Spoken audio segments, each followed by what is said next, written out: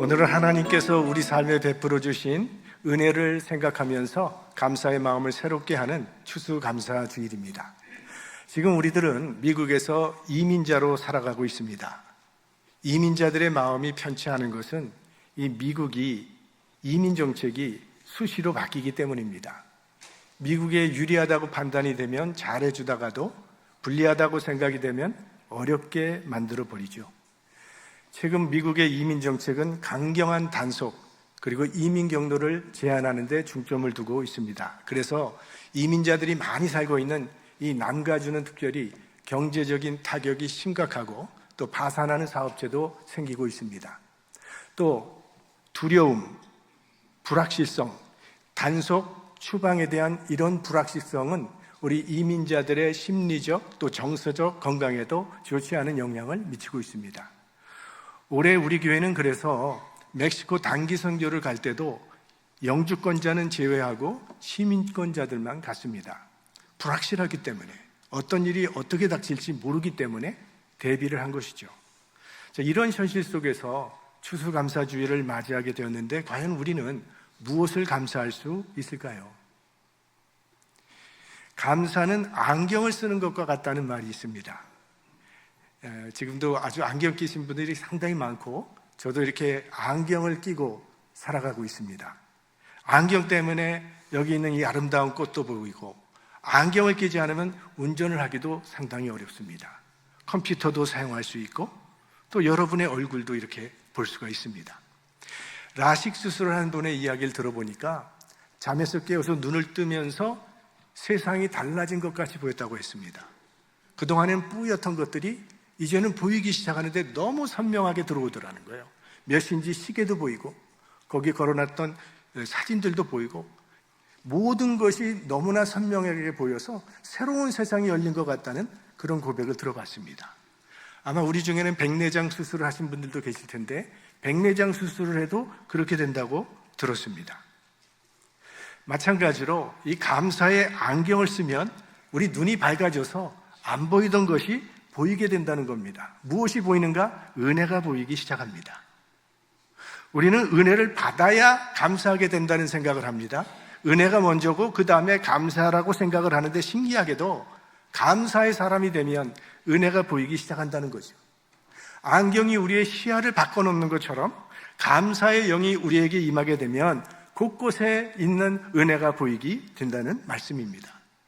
우리가 당연하게 여겼던 것들, 이미 가지고 있는 것들이 은혜로 보이기 시작을 하는데 매일 아침에 떠오르는 해가 고맙고 우리 가족들이 새롭게 보이기 시작하고 나를 사랑하는 사람이 곁에 있다는 것도 보이기 시작하고 내가 건강해서 오늘 이렇게 걸어서 교회에 와서 예배 드릴 수 있는 이 모든 것이 은혜임을 깨닫게 되는 거죠. 그러니까 놓치고 있던 축복들이 감사의 제목으로 발견되기 시작합니다. 그러니까 결국 감사할 것이 없어서 감사하지 않는 것이 아니라 감사의 사람이 되지 못해서 감사하지 못한다는 거죠. 감사의 계절에 우리에게 감사의 영이 임해서 하나님의 은혜들이 선명하게 보이게 되기를 바랍니다. 하나님을 믿는 사람과 믿지 않는 사람의 차이점은 무엇인가? 고난 중에도 감사할 수 있는가일 것입니다. 어떤 좋은 일이 내게 일어났습니다. 사업에 크게 성공을 했다든지 자녀가 좋은 직장에 취직을 하게 됐습니다. 이럴 때 감사하는 것은 특별히 믿음이 필요한 것은 아닙니다. 좋은 일을 만나면 누구나 감사할 수 있습니다. 하지만 고난 중에도 감사의 조건을 발견할 수 있으려면 믿음이 필요합니다. 아마 여러분은 코리 텐분이라는 분의 이야기를 들어봤을 겁니다. 네덜란드의 그리스도인이로 코리 텐분의 가정은 유대인들을 숨겨주다가 체포가 돼서 나치 수용소에 수감이 되었습니다. 수용소에서는 절대 성경을 읽을 수도 없고 갖고 들어갈 수도 없고 예배도 허용되지 않습니다. 그런데 코리 텐분과 그녀의 언니 베시는 성경을 몰래 감추고 들어와서 이 수감자들과 성경 공부를 하고 있었습니다. 그런데 그 코리가 자고 있는 그 방은 너무나 벼룩이 많아서 잠을 제대로 잘 수가 없었다고 합니다. 그리고 계속 벼룩이 물으니까 가렵고 괴로운 생활을 이어갈 수밖에 없었습니다. 근데 어느 날 아침 성경 공부를 하는데 본문 말씀이 뭔가 하면 범사에 감사하라라는 말씀이었어요. 그랬더니 베스가 범사에 감사하는 거는 하나님의 뜻이니까 우리가 벼룩이 많은 방에 있는 것도 감사해야 한다고 했어요. 그랬더니 코리는 그거는 아니다. 벼룩이 무슨 이를 주기 때문에 감사할 수 있느냐. 벼룩만은 절대로 감사할 수 없다고 그렇게 반박을 했습니다. 이렇게 옥신각신하면서 몰래 성경 공부를 하고 있는데 갑자기 밖에서 경비병의 발자국 소리가 들려온 겁니다. 종종 이 수용소에서는 경비병들이 예고 없이 들이닥쳐서 조사를 하고 뭐 잘못된 것이 없는지를 그렇게 발견하는 그런 경우가 있습니다. 성경을 공부를 하고 있는데 발자국 소리가 들리니까 아이고 이거 성경 들킬까 봐 모두 바짝 긴장하고 있는데 밖에서 한 경비병이 말하기를 야, 이 방은 벼룩이 득실거려서 벼룩이 옮길 테니까 들어가지 말자 하면서 돌아가더라는 겁니다. 그제서야 코리는 그동안 경비병에게 발칵되지 않고 이렇게 성경 공부할 수 있었던 것은 벼룩 때문이라는 사실을 깨닫고 벼룩을 주신 하나님께 감사를 드렸다고 합니다. 코리는 나중에 이렇게 말했습니다. 하나님은 우리가 이해할 수 없는 상황 속에서도 선한 일을 준비하고 계셨다는 것을 난 그때 깨달았습니다. 하나님을 믿는 사람과 믿지 않는 사람의 근본적인 차이는요, 인생을 바라보는 시각입니다. 믿는 사람들은 우리 인생을 하나님의 선한 계획 속에서 해석하면서 감사의 조건을 발견하며 살아가는 사람이에요. 믿는 사람에게 감사는 반드시 좋은 일이 있어서 하는 것이 아니라 그 일 뒤에도 하나님이 일하고 계심을 믿기 때문에 하는 것입니다. 여러분을 괴롭히는 벼룩이 있습니까? 끈질기게 물으면서 괴롭히는 벼룩이 있습니까? 코리 텐분의 벼룩을 기억하시고 감사하시기 바랍니다. 감사는 선하신 하나님을 신뢰하는 믿음의 선택입니다. 누가 믿음이 좋은 사람입니까? 라고 저에게 묻는다면 감사가 풍성한 사람이 믿음이 좋은 사람이라고 그렇게 말하겠습니다. 모든 것에서 감사의 조건을 발견해낸 사람, 그 사람이 믿음이 좋은 사람이에요. 우리가 성경을 읽다 보면 어리석은 부자 이야기가 나옵니다. 풍년이 들어서 곡식을 쌓아둘 만한 창고가 없을 만큼 큰 풍년이 들었는데 감사하다는 이야기는 하나도 나오지 아니하고 이 곡식 어디다 쌓아놓을까 걱정하는 이야기만 나오고 있어요. 그런가 하면 한 가난한 과부는 가진 것이 아무것도 없는데도 하나님의 은총을 생각하니 너무 감사해서 자신이 가진 모든 것, 동전 2닙을 감사의 예물로 바쳤다고 했습니다. 그러니까 가진 것이 많다고 감사할 수 있는 것이 아니라 믿음이 있어야 감사할 수 있습니다. 그래서 오늘 바울은 이렇게 말을 하죠. 믿음에 굳게 서서 감사함을 넘치게 하라. 믿음에 서서 감사함을 넘치게 하라. 감사는 믿음의 열매라는 그러한 이야기입니다. 우리가 다 사실은 믿음이 성장하기를 원하지만 그게 생각대로 잘 되지 않아서 안타까워하고 있습니다. 우리가 다 마찬가지죠. 그런데 이 믿음이 성장하기 위한 기본 토양이 바로 감사입니다. 복음서에 10명의 나병 환자 이야기가 나오죠. 그들의 소원이라고는 하나밖에 없습니다. 그저 정상인이 되는 거죠. 그런데 예수님을 만나면서 그 평생 소원이 이루어졌습니다. 그들은 병에서 치유함을 받았습니다. 그런데 그 치유함을 받고 감사를 표현하러 예수님께 찾아온 사람은 한 명밖에 없었다고 그랬어요. 9은 어디 있느냐? 주님도 감사할 줄 모르는 한 사람에게 좀 섭섭한 그런 마음을 표현하셨습니다. 그리고 감사하러 온 그 한 사람에게는 내 믿음이 너를 구원하였다. 그러니까 육신의 치유는 10명 다 받았지만 구원받은 사람은 오직 감사할 줄 알았던 그 한 사람만 받았던 거죠. 그래서 감사는 하나님께 가까이 나아가는 통로가 되는 겁니다. 그래서 감사가 믿음이 성장하는 통로가 돼요. 그러니까 믿음은 감사하는 사람의 마음밭에서 더 잘 자란다는 거예요. 성령도 감사하는 마음밭에서 더 강하게 역사하신다는 거죠. 사실 이 세상은요, 책임과 의무로 사람을 끌고 가는 겁니다. 부모니까 당연히 그렇게 해야지. 종업원이면 그렇게 해야지. 의사니까 그렇게 해야 한다는 이 책임과 의무로 움직이게 만드는 게 이 세상이에요. 책임과 의무를 강조해야만 이 사회의 질서가 유지되는 것이고 이 사회가 돌아가기 때문에 그렇게 끌고 가는 것입니다. 문제는 책임과 의무만으로는 사람의 마음을 움직일 수는 없다는 거예요. 책임과 의무는 사람의 몸을 움직일 수는 있겠지만 마음은 지쳐버리게 됩니다.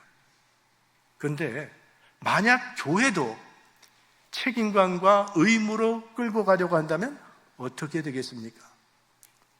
장로가 됐으면 이 정도는 해야 합니다. 안수 집사니까 이 정도는 해야죠. 권사님인데 이렇게 고삐를 묶고 끌고 가려고 한다면 어떻게 되겠습니까?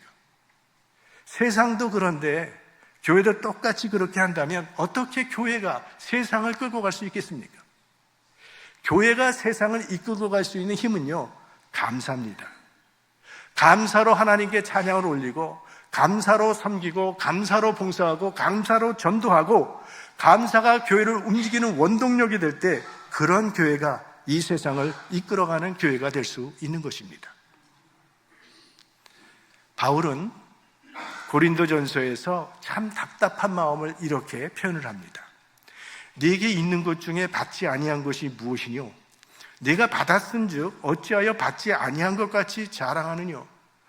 건강도 받은 것이고 물질도 신앙도 다 하나님의 은혜로 받았음에도 어찌 받지 않은 것처럼, 자기 스스로 얻은 것처럼, 자기가 수고하고 노력해서 얻은 것처럼 자랑하느냐, 이렇게 지적을 하고 있습니다. 우리 모두는 부모님이 우리를 낳아주시고 부모님이 우리를 길러주셨기 때문에 여기 있는 겁니다. 부모로부터 다 받았으면서도 자녀가 부모에게 하면 안 될 말을 가끔 한다는 거예요. 부모라고 왜 맛있는 음식 드시고 싶고 좋은 옷 입고 좋은 곳에 놀러 다니고 싶지 않겠습니까? 그래도 자식 하나 잘 길러보겠다고 희생하면서 온몸이 부서지도록 열심히 일을 해서 자식들을 공부로 키웠습니다. 그런 부모님을 앞에 두고 한다는 말이 날 위해 해준 게 뭐가 있냐고 하는 자녀가 있다는 거예요. 내가 정말 그때 원했는데, 그거 갖고 싶었는데 그거 해줬냐고 따집니다. 물론 부모님이 능력의 한계가 있기 때문에 해주고 싶어도 못 해주니까 마음이 아프셨겠죠. 또 어떤 때는 이거는 잘못된 것을 구하니까 이건 안 된다고 거절한 적도 있을 겁니다. 그랬다고 부모가 날 위해 뭘 해줬냐는 자녀가 있다면 그 부모는 억장이 무너질 겁니다. 하나님은 나를 왜 이렇게 좀 크게 만들 것이지 작게 만들었냐고 원망하는 사람들이 있습니다. 여러분, 키가 작아서 불리한 게 뭐가 있습니까? 많죠. 스포츠 할 때 불리한 거 많죠. 농구, 배구 이런 거 다 스포츠 할 때 키 큰 사람이 유리하죠. 또 저는 예전에 그 버스 타고 다닐 때 한국에서 키가 작으니까 숨쉬기가 힘들더라고요. 사람이 많은 버스인데 키가 크면 숨쉬기도 좋고 시야도 확보하기 좋고 그렇잖아요. 제가 지금 불편했던 건 사실 극장에 가면 키 큰 사람이 앞에 앉아있으면 잘 안 보이니까 이거 굉장히 불편하더라고요. 작은 사람들에겐 그런 불리한 점이 없지 않아요. 뭐 높은 곳을 키 큰 사람은 잘 쉽게 잡기도 하는데 키가 작아서 좋은 점도 많잖아요. 키가 작은 사람은요, 무게중심이 낮기 때문에 넘어질 확률이 적다는 거예요. 저는 한번 비행기를 탔는데 비행기 좌석이 그렇게 크지 않잖아요. 근데 옆에 앉은 친구가 얼마나 덩치가 크든지 다리가 너무 길어서 앞좌석에 닿는 거예요. 그러니까 벌벌 떨면서 이렇게 하고 있더라고요. 아주 불쌍해 보이더라고요.